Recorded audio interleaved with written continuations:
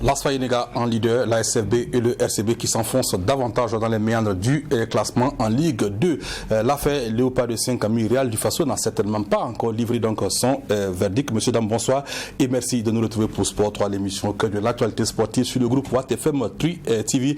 Pour donc développer les thèmes que je vous ai annoncés tout à l'heure, nous avons donc concocté un duo choc de consultants, Issaka Ilboudo et Ibrahim Danda. Monsieur, bonsoir. Bon, allez-y. Non, vous commencez. Bonsoir à tous les téléspectateurs. Merci de nous inviter une fois de plus. On est très heureux d'être là. Jana qui cède la parole à Issaka, ça arrive qu'une seule fois en passant. Hein. Non, oui, parce que souvent, on le laisse parler d'abord, avant peut-être d'interagir. Parce que là, si on commence, il risque d'oublier l'essentiel et de se baser donc sur ce que j'ai dit. Raison pour laquelle je vais laisser la main pour la première fois. Donc, sur ce, bonsoir à tous les téléspectateurs. Très ravi donc de retrouver le plateau. Voilà, je parlais tantôt donc de cette affaire Real du Faso, Léopard de Saint-Camille, qui n'a certainement pas encore livré son verdict, malgré donc la décision de la Ligue de football professionnel d'attribuer le gain du match au Real du Faso. Du côté des Léopards de Saint-Camille, on n'entend pas les choses de la même oreille.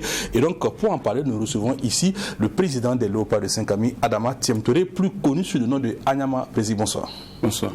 Voilà, on va donc vous retrouver tout à l'heure. Mais avant, on parle de la Ligue 1 de Nabé et de la 17e journée. Une 17e journée disputée entre mardi et mercredi dernier. À l'issue donc de cette journée, les jaunes et verts de l'Asfa Yenega s'emparent donc du fauteuil de leader.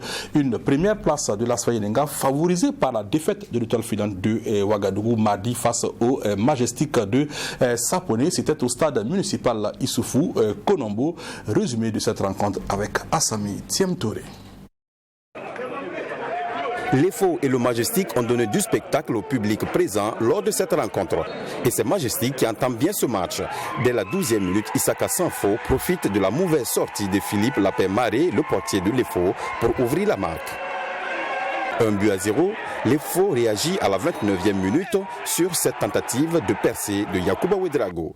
Stoppé dans sa lancée, l'arbitre indique le point de pénalty avec conviction. Maurice Zina égalise pour l'étoile filante de Ouagadougou.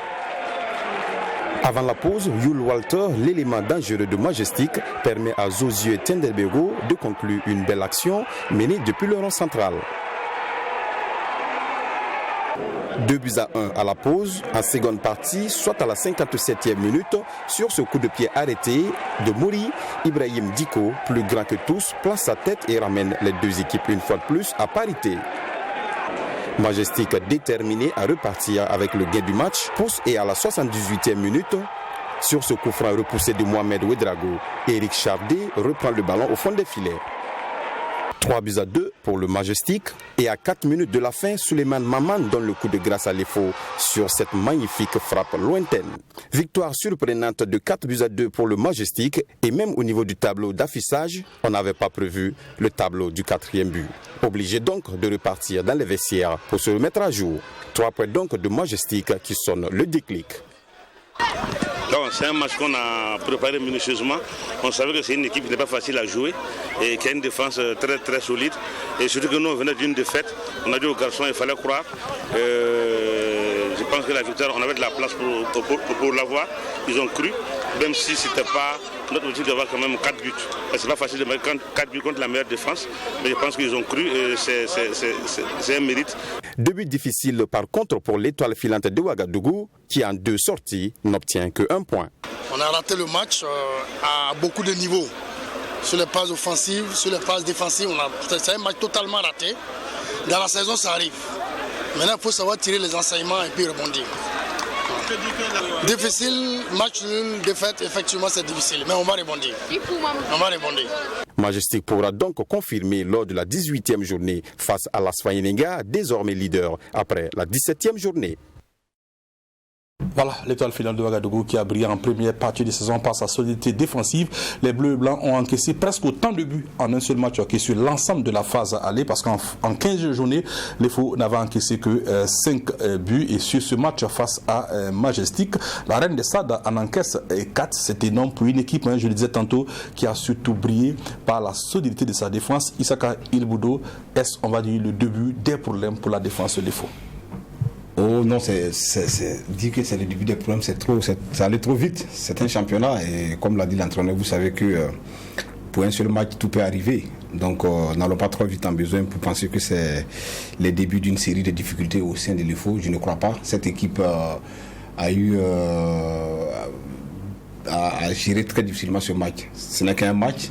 Bon, j'espère qu'ils vont en principe retrouver la bonne carburation qui les avait permis d'être aussi solides, parce que c'est les mêmes garçons qui sont toujours là, ça n'a pas changé, et seulement que ça a été un flop dans ce match, à mon avis, la vie. Et puis il faut saluer aussi la bista de cette jeune équipe de Majestic qui a fait voler en éclat cette défense. Peut-être qu'ils ont trouvé la solution, mais on ne peut pas aller trop vite en besoin. Alors Isaka, vendredi, Majestic prend un cinglant 3-0 face à Coupella. Oui. Mardi, Majestic en met 4 à l'EFO.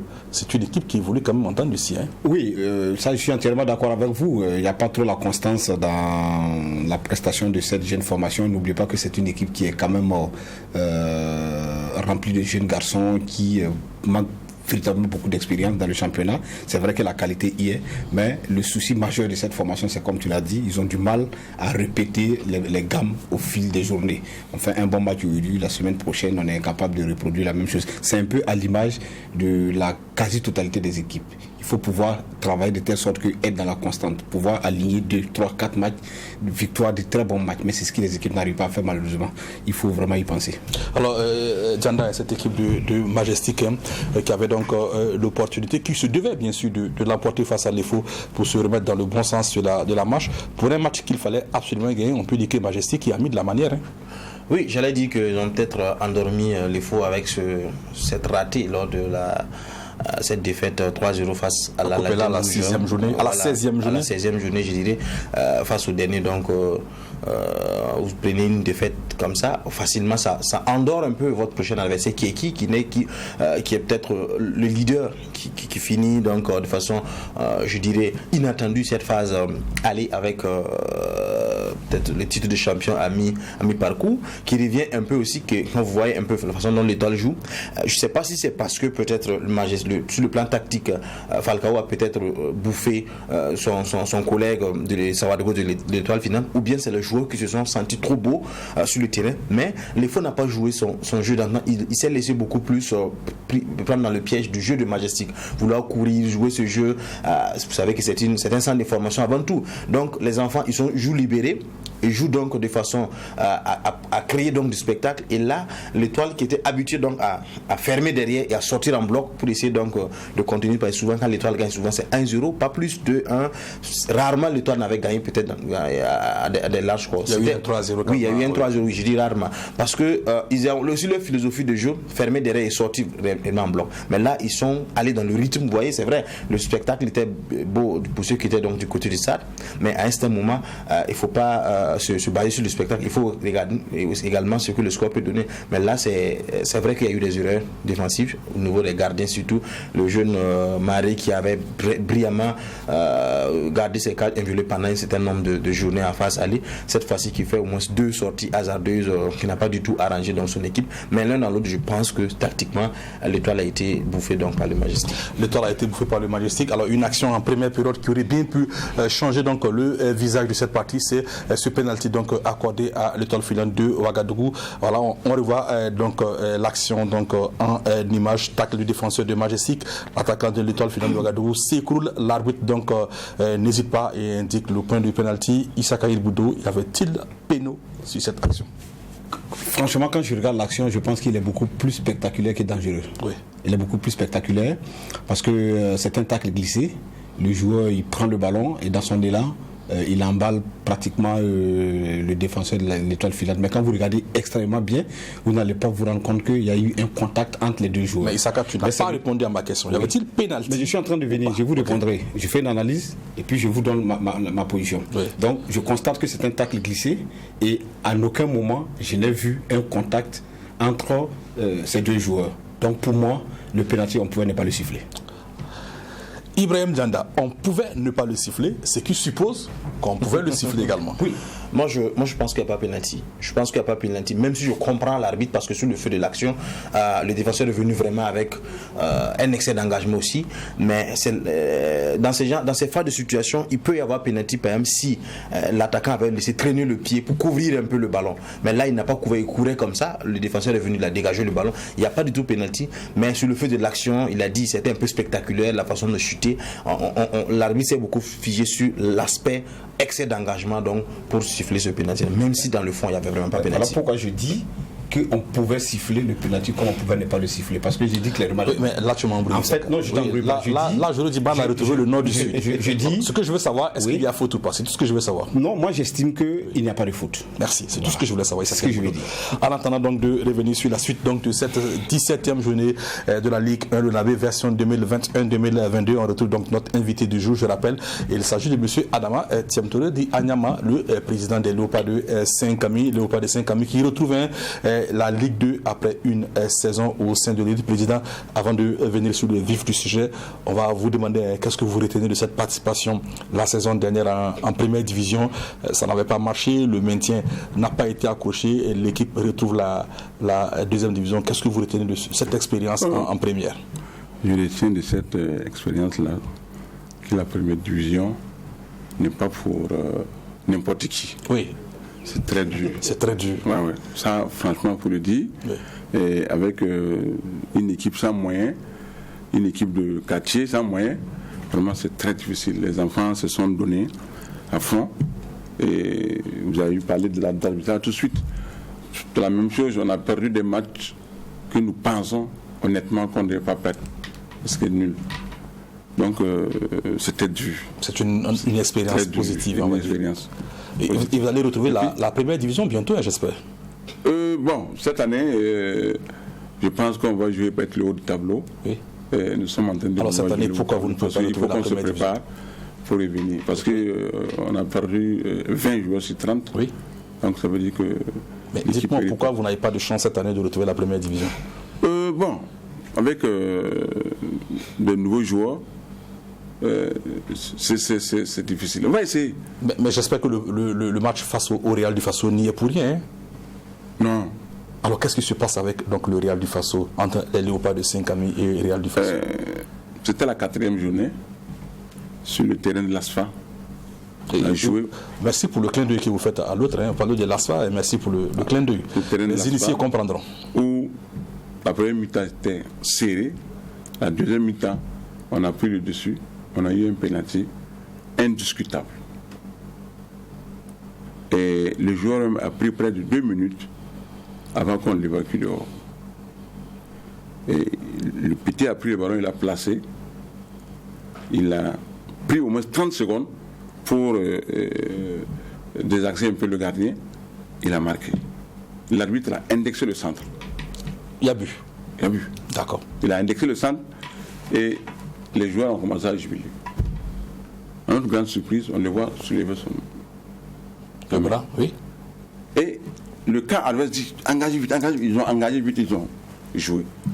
Alors lorsque l'arbitre soulève sa main, ça veut dire quoi? Qu'il y a un coup franc indirect. Alors qu'il y a eu pénalty quelques secondes plus tôt. Oui. Ah, d'accord. Donc le secrétaire, les joueurs mettent le ballon dehors et on vient.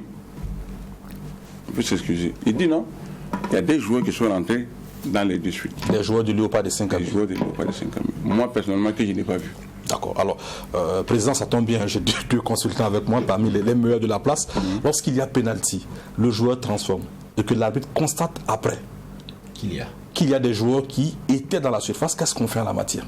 Je pense qu'en de pareilles situations, le règlement permet simplement de reprendre le pénalty. On reprend le pénalty. On peut le retirer. On le retire. Oui. Alors, président, le pénalty a-t-il été retiré? Non. Et pourquoi? L'arbitre est resté à sa place. Pourquoi? Il est resté, il est venu à la table. Après, il est reparti s'arrêter au centre du terrain. Nous, on a mis le ballon. Il est resté. Et vous avez poursuivi la rencontre? Hein? Non, on n'a pas poursuivi la rencontre. Et pourquoi? Il a appelé les deux SG et puis les 2 capitaines. C'est étrange quand même. Voilà, que dans ce cas-là, comment faire? Non, SG dit non, il faut qu'on retire le pénalty. Parce que la loi 14 dit que le pénalty doit être retiré. Les autres disent que non, que l'arbitre a dû donner un coup franc indirect et nous on a mis le ballon dehors à la touche et on doit faire une touche. L'arbitre est resté comme ça. Alors donc le match, vous ne l'avez pas poursuivi? Non. Parce que bon, comme l'arbitre n'a rien dit, et les autres joueurs ont dit à leur gardien de quitter. Ils ont dit aux joueurs Président, ce que je veux savoir, la décision de ne pas poursuivre, elle vient des léopards de Saint-Camille, du Real du Faso ou de l'arbitre? Imaginez qu'on gagne un penalty, on ne peut pas dire qu'on ne va pas tirer le penalty. Mais après la demande de l'arbitre de retirer en coup franc indirect, est-ce que vous avez poursuivi la rencontre ou vous avez décidé de ne plus jouer? Non, on n'a pas décidé de ne plus jouer. L'arbitre qui a arrêté 15 minutes après que le match est arrêté. Ah, c'est donc l'arbitre qui décide de ne pas poursuivre la rencontre. Parce que les 15 minutes sont arrivés. Alors qu'est-ce que les léopards de Saint-Camille, à partir de cet instant, ont fait, Président? Qu'est-ce que vous avez fait? On a dit, il a arrêté le match, on m'a dit quoi? Il n'y a pas eu de... le pénalty s'est situé à la quatrième à peu près. À la 67e minute. Et vous avez donc arrêté la partie? Voilà, le match est arrêté. Est-ce que vous avez tenté des actions de recours? Je ne sais pas. On a fait une lettre, on a donné à la Ligue professionnelle, qui nous a écrit pour dire que le rapport de l'arbitre, le rapport des commissaires ne se comporte pas. Donc, et il faut reprogrammer le match à rejouer. Et qui a donc refusé de rejouer ce match? Et qui a donc refusé de rejouer ce match? Le match qu'on a dit de rejouer là, nous on a fait appel. Donc le match n'a pas été rejoué? Il n'a pas été rejoué. Nous on a fait appel. Et comme il y avait la CAN, la commission n'était pas là. Donc on est resté jusqu'au 11 février où on nous a appelé à la fédération pour nous écouter. Les deux équipes d'ailleurs. On s'est fait entendre. Et ils ont dit il n'y a pas de problème. Ils vont écouter l'arbitre, les arbitres, et puis après ils vont nous revenir. Et le verdict ça a été quoi? Et jusqu'au 25 février, comme mon coach m'appelle, qu'on a perdu le match. Il dit comment ça? Que un joueur du Real lui a envoyé capture écran pour dire qu'on a perdu. Parce que effectivement le match vous l'avez perdu. Les 3 points reviennent donc au Real du Faso. Président, maintenant, ce qui paraît bizarre, quand tu perds un match, tu as fait vert. C'est comme à 0. Je vais demander aux consultants, c'est les spécialistes. 3-0. Ils ont dit 1-0. Et là, vous trouvez que c'est bizarre? C'est bizarre. Qu'est-ce que vous allez faire? Qu'est-ce que vous allez donc faire? On va écrire encore. Vous allez écrire encore. Alors, en entendant d'écrire, parce que écrire, ça risque d'être la chose la mieux partagée cette saison, aussi bien du côté des léopards de Saint-Camille que du Real du Faso. Président, vous retrouve tout à l'heure. On poursuit donc le cours normal de cette émission avec, je le rappelle, la 17e journée de la Ligue 1 Lonabé. Autre effort majestique, il y avait donc USFA, AS Douane. Ça, c'était mercredi en deuxième heure. Après une première partie de saison assez complexe, l'AS Douane retrouve petit à petit des couleurs. Les Gabelous ont tout simplement remis le couvert donc des bons résultats cette fois face à l'USFA. Après l'AS Police lors de la 16e journée, l'USFA retrouve un autre faux frère, l'AS Douane. Entre Bidas et Gabelou, il faut dire que la partie s'emballe d'entrée, offrant un très beau match aux amoureux de la Ligue Lonabé. Toutefois, les Gabelous sont les premiers à tirer les marrons du feu d'autant, plus que Michel Batibo n'aimait qu'une quinzaine de minutes pour régler la mire. 1-0 en faveur de l'AS Douane qui étreigne son avantage jusqu'à la pause. À la reprise, les deux équipes reviennent avec plus de détermination. Dès les premiers instants, l'USFA cherchant à revenir au score assoit une légère domination. Et c'est sans compter sur motivation des hommes de Yaya Kone à prendre ces 3 points du match. Score final, 1-0 pour les douaniers qui comptabilisent 2 victoires d'affilée. Une victoire qui réjouit l'entraîneur, mais qui reconnaît que l'adversaire était de taille. Écoutez, je pense que ce qu'on peut déjà dire, c'est que pour nous, chaque week-end, il faut venir se battre. C'est pas facile, c'est pas donné d'avance. Voilà, il il faut travailler, il faut rester humble et beaucoup de travail. C'est ça qui est important pour nous. Voilà, chaque semaine, chaque fin de semaine, pouvoir venir se battre et repartir avec quelque chose. Voilà, il ne faut pas négliger l'USFA. Voilà, je pense que cette année, c'est une équipe qui a montré de belles choses, qui s'est réagi. Donc, ces moments de flottement-là, c'était vraiment des moments forts de l'USFA qui cherchait à revenir au score. C'est tout à fait naturel. Et pour nous, il s'agissait de jouer, de pouvoir le contenir et quitte à garder ce résultat. C'est ce que nous avons réussi à faire. Pour le coach de l'USFA, le match s'est joué sur un petit détail. C'est peut-être la malchance ce soir, sinon vous avez vu, nous avons, bien vrai, on a fait le match nul contre l'AS Police. Ce soir, il y avait vraiment de la place. Nous sommes pris à la 15e minute. C'est un but une occasion qui n'était pas vraiment une occasion franche de but. Malheureusement pour nous, on prend ce but et à la deuxième partie, nous revenons, mais malheureusement, nous n'allons pas à scorer. Non, nous avons baissé peut-être sur le plan offensif, pas le milieu de terrain, nous avions des occasions, mais par manque de concentration, on n'a pas pu scorer comme je viens de le dire. L'AS Douane a fait 2 bons matchs avec 2 victoires d'affilée qui lui permettent de grimper sur le tableau des classements. Pour l'USFA, c'est une belle occasion de passer leader qui s'envole. Voilà, donc l'AS Douane qui empoche les 3 points à l'issue de cette 17e journée. Ibrahim Dianda, on avait craint pour cette équipe lors de la première partie de saison, mais on a comme l'impression que les problèmes de Yaya Kone sont en train de reprendre du poil de la bête. Hein. Moi, je ne fais pas partie de ceux qui vont crier vite à la victoire pour l'AS Douane parce que ça fait maintenant 3 ou 4 ans que l'AS Douane, depuis qu'elle est dans l'élite du foot, c'est toujours l'éléphant annoncé qui vient toujours avec un pied cassé. Quand il arrive. Quand on regarde un peu l'effectif de cette équipe, quand on voit chaque fois le recrutement XXL que cette équipe fait, quand on voit un peu le niveau du coach, je peux dire qu'il fait partie quand même des meilleurs coachs avec un bagage. Il est venu de la Côte d'Ivoire avec beaucoup, quand même, assez d'expérience. Quand on voit un peu tout l'environnement autour de cette équipe, les problèmes administratifs qui sont dans les autres équipes, que eux quand même ils sont un peu, je dirais, ils font pas face à ces problèmes-là. On se dit quand même que ça doit pouvoir aller. Cette année, on a vu en début de saison le message qui a été donné, les ambitions qui ont été donc données. Malheureusement, cette équipe n'a pas du tout trouvé une équipe type compétitive qui puisse donc lui permettre donc de titiller le haut. Sinon même que c'était donc le bas du tableau qu'il était en train de nous titiller avec les moins classés. On voit qu'ils sont en train de revenir avec quelques victoires, mais tout de même pas du tout, je dirais, il n'y a pas de continuité parce que souvent, après une victoire de la sorte, souvent, quand vous regardez même le jeu, ça ne va pas comme il se doit. Souvent, c'est des victoires à l'arraché. Ce match face à l'USFA, c'était un vrai test parce que l'USFA, c'est pas aussi n'importe qui, c'était un gros quand même du championnat. On peut dire quand même, donner ses cartons vers l'AEA, connaître ses poulets, mais il faille encore d'attendre un peu plus pour que cette équipe-là puisse, au-delà du résultat, puisse nous produire vraiment un jeu attrayant à la qualité quand même des acteurs qui composent cette équipe-là. Alors Issaka Ilboudou, on peut donc déjà, Dianda ne le veut pas, parce que toi tu es partant pour mettre une pièce à cette équipe de l'AS Douane qu'on annonçait parmi quand même les favorites, mais qui en première partie a quand même un peu déçu. Oui, moi je pense que cette équipe, quand vous suivez effectivement le championnat et puis vous suivez un peu la progression de cette équipe de l'AS Douane, on peut dire qu'il y a un léger mieux. Il y a un léger mieux en ce sens que effectivement cette formation, nous l'avons eu à la critiquer ici même à El Dianda par rapport au contenu et à la façon de jouer de l'équipe. On avait même dit à l'époque que c'était des sénateurs qui étaient dans cette équipe. J'ose croire que l'AS Douane, aujourd'hui, les responsables, pour ne pas dire l'entraîneur, a retrouvé la solution. Et il y a eu un toilettage qui a été fait au sein de l'équipe.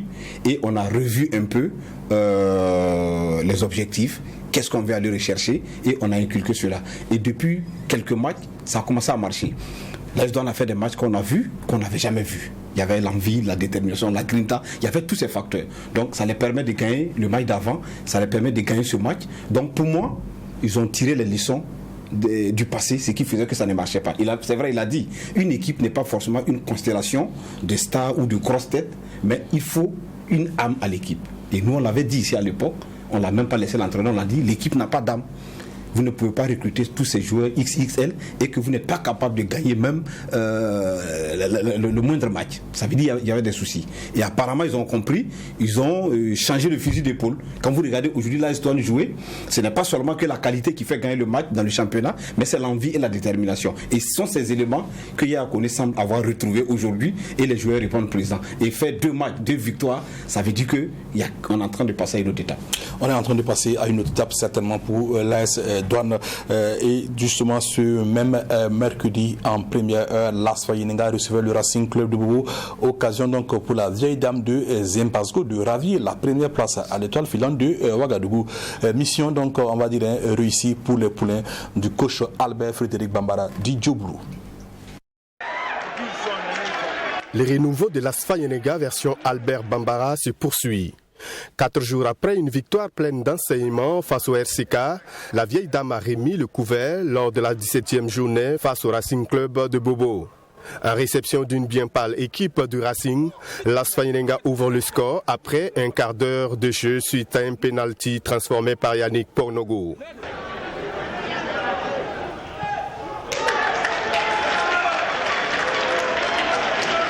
Les Racingmen ont du mal à trouver le nord et les Asphasiens en profitent pour enfoncer le clou 10 minutes plus tard avec Mikailou Drabo d'une reprise à l'entrée de la surface de réparation.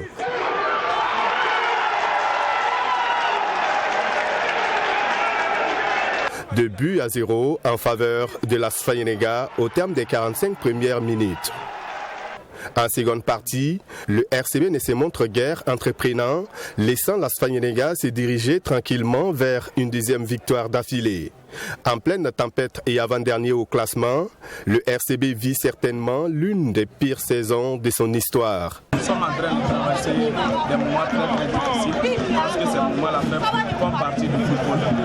Et c'est à nous de saisir maintenant pour pouvoir pallier à ça. Je pense que c'est dur, c'est difficile, mais bon, on va s'approcher. Je pense que le meilleur reste à nous. Pour l'ASFA Yenenga, cette deuxième victoire lui permet de récupérer le fauteuil du leader des Médéléfaux. Entre le départ de l'Ivoirien Gervais Rico et l'arrivée d'Albert Bambara, quelque chose a visiblement changé à Zempasgo. Bon, chez moi, c'est la rigueur, quoi. Et puis l'état d'esprit d'un joueur compte beaucoup chez moi. Ils me comprennent, je les comprends, et le respect est réciproque entre nous. On peut s'amuser, mais ils savent quand est-ce que je suis au sérieux et ils savent quand est-ce que je veux. Savoir faire la part des choses, souvent quand vous travaillez ensemble, ça fait la différence. Leader avec 29 points, l'ASFA Yenenga enfonce davantage le RCB dans les profondeurs du classement avec une bien triste 15e place et 18 points au compteur. La prochaine journée verra la vieille dame se déplacer à Zignaré pour y affronter les académiciens du Majestic. Voilà, cette 18e journée, il faut rappeler, se disputera entre dimanche et lundi prochain. Mais avant, on fait le récap des résultats de cette 17e journée de la Ligue 1 Lonabé. Voilà, donc AS Douanes 1, USFA 0, l'ASFA Yenenga, on a suivi le résumé tout à l'heure, qui l'emporte 2-0 face donc au RCB. L'ASK toujours sur son nuage qui donc prend le meilleur sur le Kiko FC 1-0. La SEC qui surprend Salitas 1-0. Et le partage des points entre Vitesse et l'AS Police, un but partout. Le Royal qui reste sur, on va dire, sa lancée de la première partie de saison, puisque les Boys du président Barreau l'emportent 1-0 face à l'AS Sonabel. Et l'ASFB qui tombe sur ses propres installations face au RCK. Et il faut donc Majestic 2-4. Voici en ce qui concerne donc le récap des résultats de cette 17e journée de la Ligue 1 Lonabé. On en profite pour jeter un coup d'œil au classement à présent. Voilà donc ASFA Yenenga donc leader avec 29 points. Les Fous arrivent en deuxième position avec 28 points. Le RCK est troisième avec 28 points. L'Histoire occupe la quatrième position avec ses 26 points. Même nombre de points que le Majestic. Les enfants de Saponé donc occupent la cinquième place. Et puis le Royal du Faso et l'AS Douanes qui comptent le même nombre de points, 25. Donc pour les 6e et 7e positions, la SEC de Koudougou qui en profite pour monter dans la première partie du tableau avec ses 24 points occupe la 8e place. En deuxième partie donc de tableau, le Vitesse de Mamadou Zongo Dibibeto arrive en 9e position avec 21 points, même nombre de points que l'AS Sonabel qui squatte à la 10e place. Salitas avec ses 20 points, 11e, l'AS Police 19 points, 12e, l'ASK 19 points, 13e, Kiko FC 14e avec 18 points et le RCB 18 points et 15e. La SFB donc 16e, l'antenne rouge de ce classement avec 18 points et 17e. Les deux mastodontes de Bobo qui occupent les deux dernières places du classement. Il faudra fouiller dans les archives du Face Foot pour trouver trace d'un tel classement après 17 journées de championnat. Issaka El Boudo, Ibrahim Djanda, est-ce qu'il y a déjà eu un précédent à ce niveau? Je pense qu'il va falloir effectivement aller fouiller dans les arcanes, dans les archives pour rechercher une situation pareille qui arrive peut-être une fois les 20 ans. Parce que retrouver aujourd'hui une fois les 50 ans. Voilà, une fois les 50 ans, pourquoi pas. Retrouver les deux animateurs principaux du championnat du football à Bobo se retrouver à la 15e et à la 16e place. Et cela après 17 matchs de championnat. Cela après 17, je pense qu'il y a urgence. Il faut se poser les questions et les bonnes questions et trouver les bonnes réponses urgemment. Parce que imaginez-vous un instant T, un championnat sans l'ASFB, sans le RCB. Je pense que Bobo Dioulasso reste la crème de notre football. C'est le berceau du football, si on peut dire. Ben, il faut revoir très vite les choses pour que ces deux équipes-là retrouvent vraiment l'élite. Je pense qu'il n'y a pas à avoir trop peur. Le Kiko FC, premier non relégable, occupe à 18 points, comme le RCB et l'ASFB. Et quand on regarde l'ASK à 19 points, l'AS Police à 19 points, Salitas à 20 points, l'AS Sonabel à 21 points. On ne va quand même pas enterrer le RCB et l'ASFB, Djanda. Non, on ne dirait pas déjà qu'ils sont déjà vers la porte de la sortie. Non, on ne va pas crier au scandale. Mais au vu du classement, c'est assez écœurant. C'est assez écœurant parce que c'est les deux voisins historiques donc de Dialadougou. Voilà, donc ils partagent même juste à peine. Non, ça c'est pour le terrain d'entraînement. Ils sont très voisins.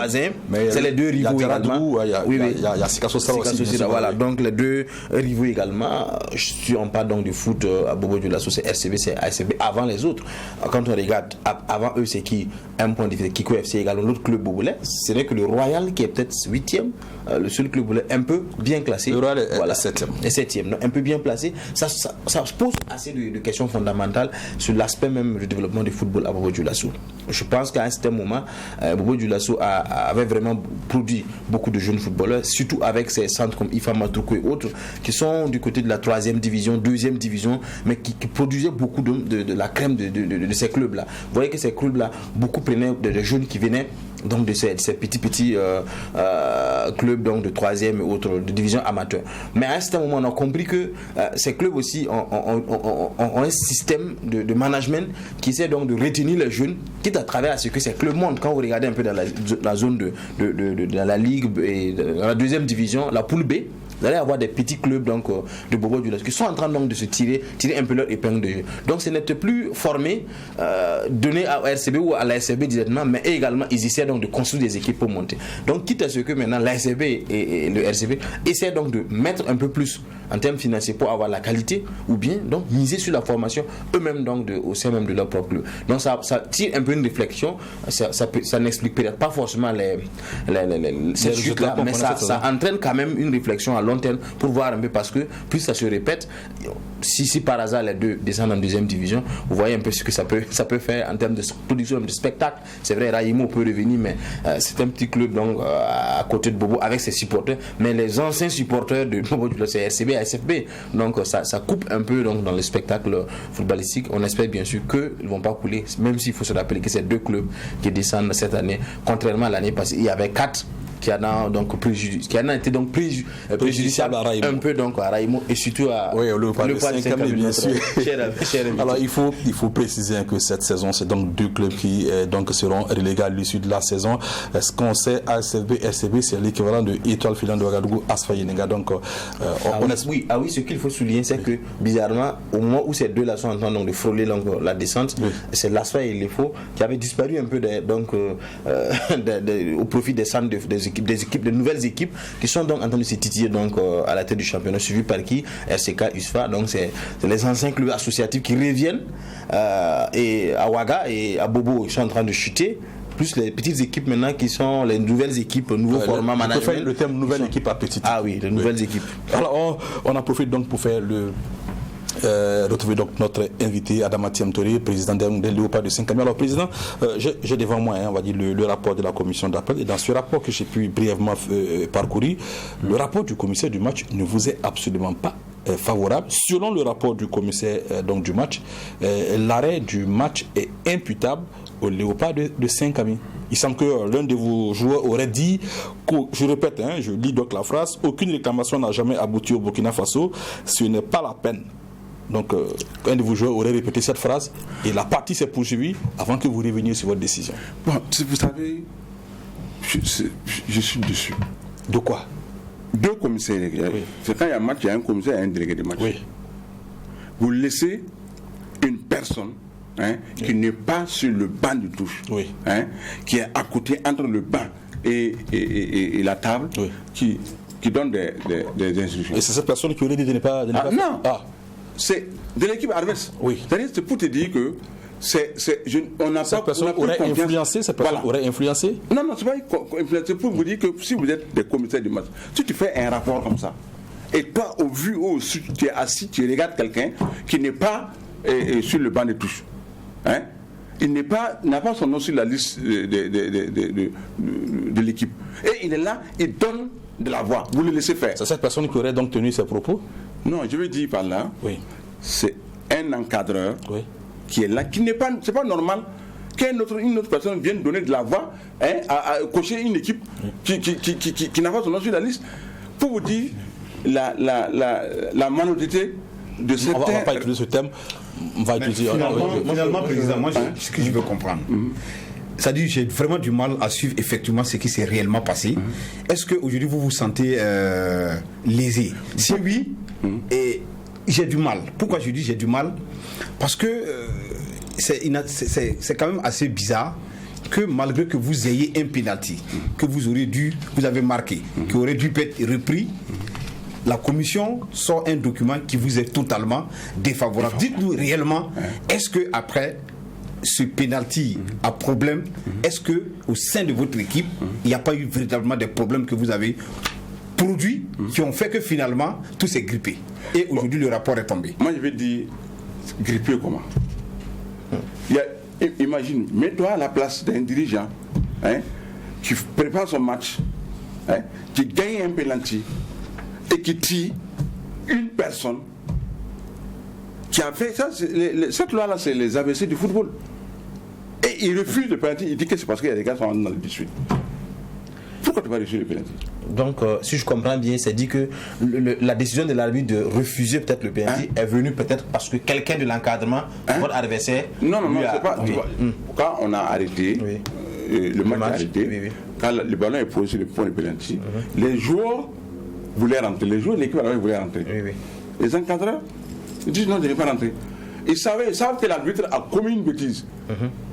On va parler d'erreur, on n'ira pas jusqu'au terme de bêtise. Une erreur, voilà. Il a commis une erreur et ils veulent profiter de cette erreur. Alors, président. Et l'arbitre, moi, ce que je ne comprends pas, et c'est les arbitres qu'on doit bannir dans le football. Non, pas jusqu'à ce terme. Une erreur, ça peut arriver. Alors, non, ça, c'est pas une erreur. Oui, imaginez.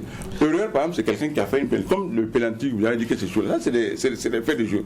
Mais un pénalty qu'on refuse, et en disant que c'est des gars qui sont là sur le terrain, c'est quand même pas possible. Non, William, c'est qui est peut-être. Alors, je m'en vais donc vous lire le rapport du sieur Yacouba Traoré, donc arbitre de ce match. Je le lis et on pourra peut-être poursuivre encore un peu plus. Donc, l'arbitre il est là dans son rapport que le match a commencé à 15h30 et que la première période s'est bien déroulée avec le score de 0 but partout. Qu'en seconde période, tout allait bien jusqu'à la 64e minute où Léopard de Saint-Camille obtient un penalty. Qu'avant l'exécution du dit penalty, consigne a été donnée que personne ne devrait rentrer dans la surface de réparation. Que mais un joueur de Léopard y a freiné en rentrant dans la surface de réparation. Que la sanction a été le refus du but marqué, l'annulation du penalty et la reprise du match par un coup franc indirect. Président, est-ce que ce coup franc indirect a été exécuté? Vous l'avez exécuté? Non, c'est pas nous. Oui. Ils nous ont pas donné le coup. Ils donnent le coup pendant un dette à l'équipe adverse. Oui, et le coup franc a été exécuté. Oui, ils ont exécuté. Et nous, on a mis le ballon devant pour poser réclamation. Poser réclamation. Alors, donc je poursuis. Qu'à la 66e minute, le secrétaire général de Léopard de Saint-Camille demandait à ses joueurs de faire sortir la balle au motif premier de faire une réclamation, qui est dans l'ordre des choses.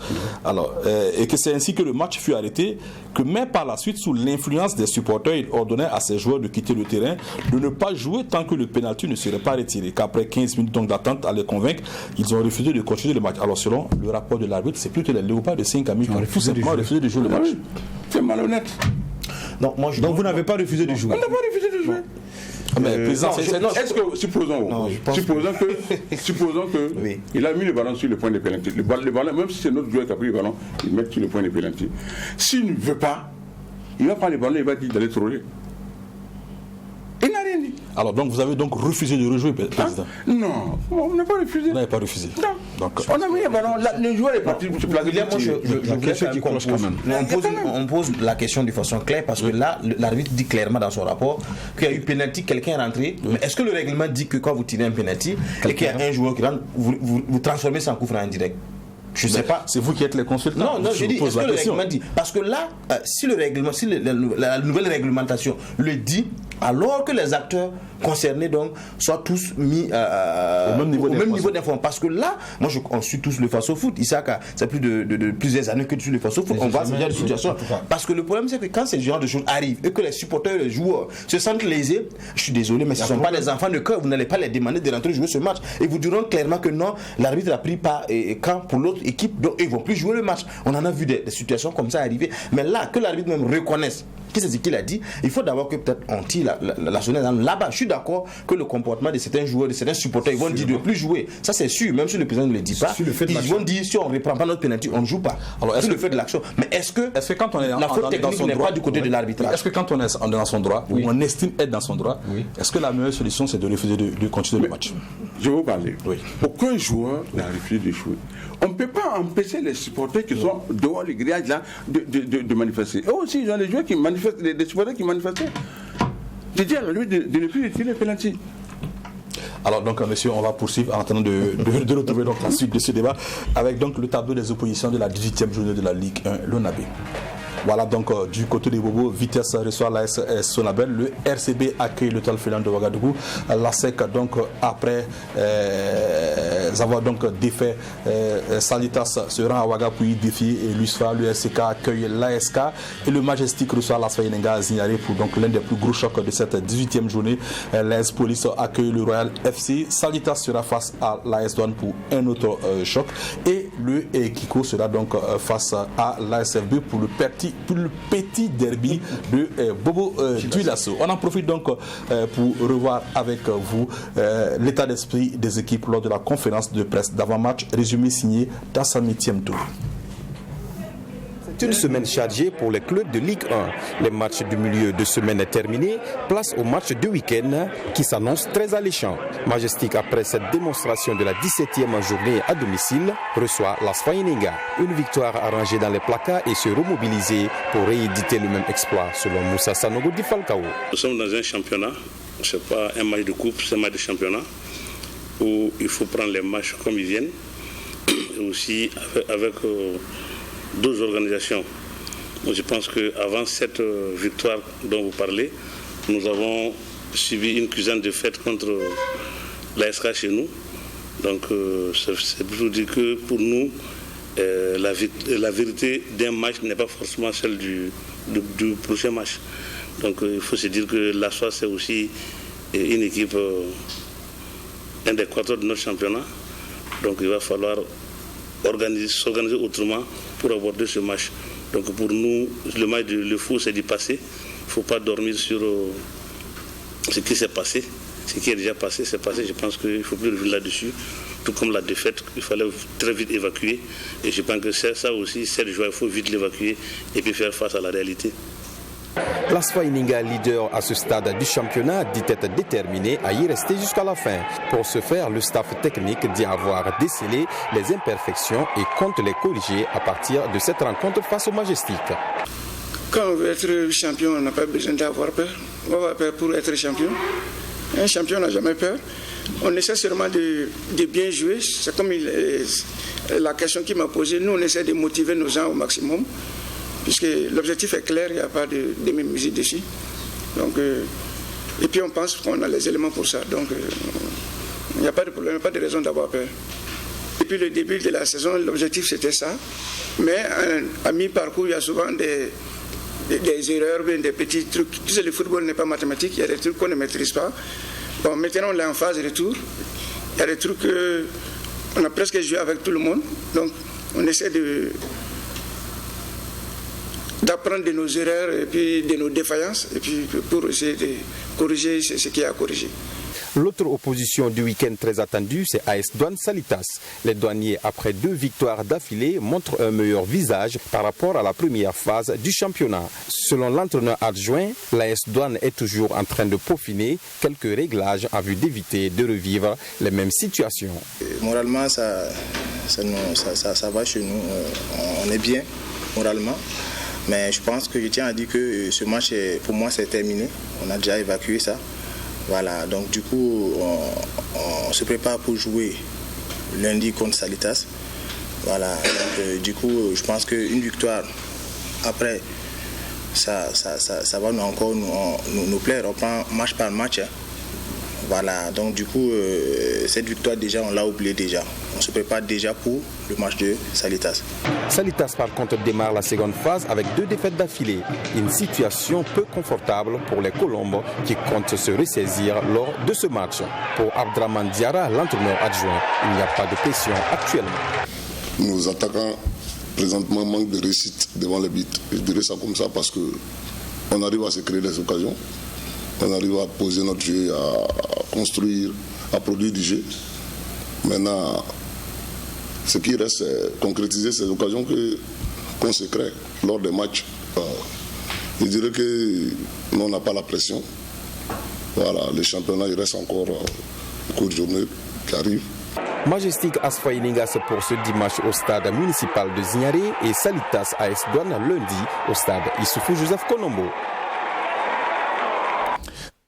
Belles affiches en perspective pour donc cette 18e journée de la Ligue 1 Lonabé.